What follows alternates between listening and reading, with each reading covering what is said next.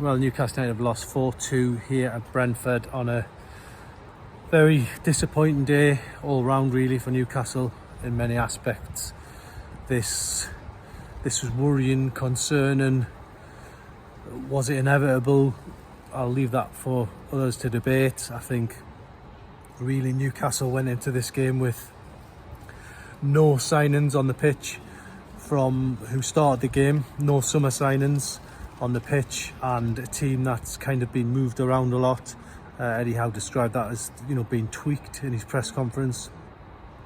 But first half, Newcastle going a goal down, got themselves back into it, went 2-1 down, got themselves back into it again, and then threatened to, go on and try and go ahead in the game.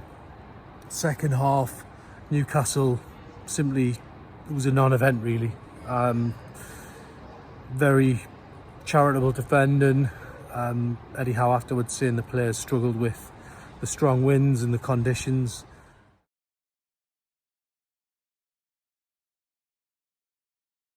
Well, we're more than 24 hours on since Newcastle United lost 4-2 at Brentford. Another disappointing away day for Newcastle fans. I think ultimately now this, it's becoming a worry now. I think the way Newcastle are playing, the trends of the team, it's not what we were talking about in the summer, and it is a concern. Is it completely broken? I don't think it is, because I think we've seen only last week against Liverpool that this team can play. They can create chances, they can score goals, they can fight back, they can show character. On Saturday, they didn't do that in the second half. It was a poor second half performance. There was some mistakes made in the first half, of course, but I think you've got to look at it probably with a bit more, context than we've seen in the last 24 hours. There's been a lot of harsh words said, but I think really, Newcastle are where they are. The kind of a bang average team. If you look at the Premier League table, won 5, drawn 5, lost 5. That's not going to get you into Europe. It's not going to mean you're going to get relegated either. But it's very middle of the road, and I think that's probably what is concerning. When the season did sort of, when the curtain was raised for the start of the season, you had CEO Darren Eales talking about trying to get back in the Champions League. You had Paul Mitchell talking about it. You even had Eddie Howe talking about it as well. But at the minute, Newcastle way off the Champions League places, 7 points off, and a place in Europe would be a good achievement this season. Let's not get this wrong. So Europa League, Europa Conference League, it would be progress. But I think, looking at where the team are at the minute, they're in a difficult moment. They're in a tricky spot. I think everyone could see that. I think the body language of the players said that on Saturday as they walked off. Not one word was exchanged by any of the players as they walked off the pitch.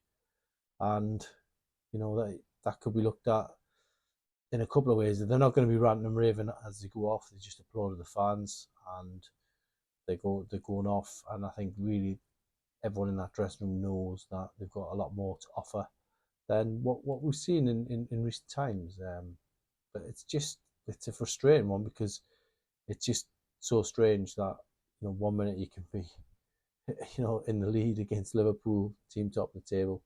The next minute you're losing heavily to one of your rivals. And the scary thing is, it probably could have been a few more in the second half of Brentford yesterday. Freak weather conditions. Eddie Howe spoke about the weather afterwards, said it was a factor. I don't disagree with him. I think anyone who's played a game of football where when the wind is behind you, it's about making sure when you have got the wind behind you that you take full advantage of that while you've got it. And sadly, Newcastle didn't take full advantage of it. So yes, it is the same for both sides, but when you've got the wind, you make the most of it, and Newcastle didn't do that. So Brentford did, and yeah, the result is there for all to see now. So is it a crisis? Don't think so. I think that Newcastle can dust themselves down from this. Got a what you would call a decent game against Leicester at home. big crowd behind Newcastle fans will be, playing their part like they did against Liverpool. So I think there's opportunities there to, stop the rot. I think the team's just feeling that bit of strain at the minute. Eddie Howe spoke about fatigue for some of the players. Spoke about players like Sandro Tonali with cramp. Anthony Gordon didn't start the game because of fatigue. So a few factors starting to drift into Newcastle's selection process. At the start of the season, nobody really expected that because no European football was meant to be more time on the training pitch, but it hasn't really transpired that way. So with 14 games gone, Newcastle are in the position that they're in, and they've got to basically put it right. In the next 3 games, you've got to earmark them as, we've spoke about pivotal games and decisive moments, but this season we've had that already. We had that as early as August. We were having a bit of a joke with Eddie Howe, talking about definitive clutches of games. Well, now I tell you, the next 3 games are absolutely huge. Leicester, Brentford in the cup, and then Ipswich after that. So, Newcastle need to really get back on track in the league, and getting to the semi-final of that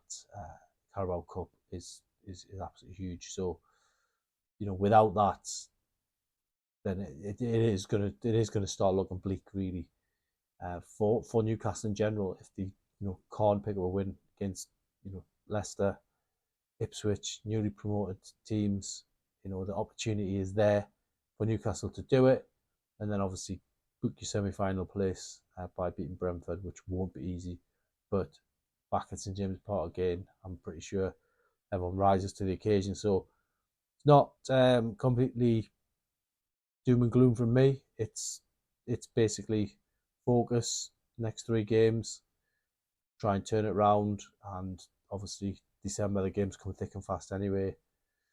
I think Newcastle will just want to go into 2025 in touch with the European places, and if they can do that, then I'm pretty confident that the season will not be completely written off, unless there's a real surprise and they completely tumble in the next few games. I hope that doesn't happen, but as I say, it's not doom and gloom for me. It's the glass is probably still half full is the way to look at it, and I think that's the way Eddie Howe will be looking at it as well. He's got to try and stay positive. So tough times, difficult moment, but there is a pathway for Newcastle to get to the other side of this, and let's hope they can do it in the next 3 games.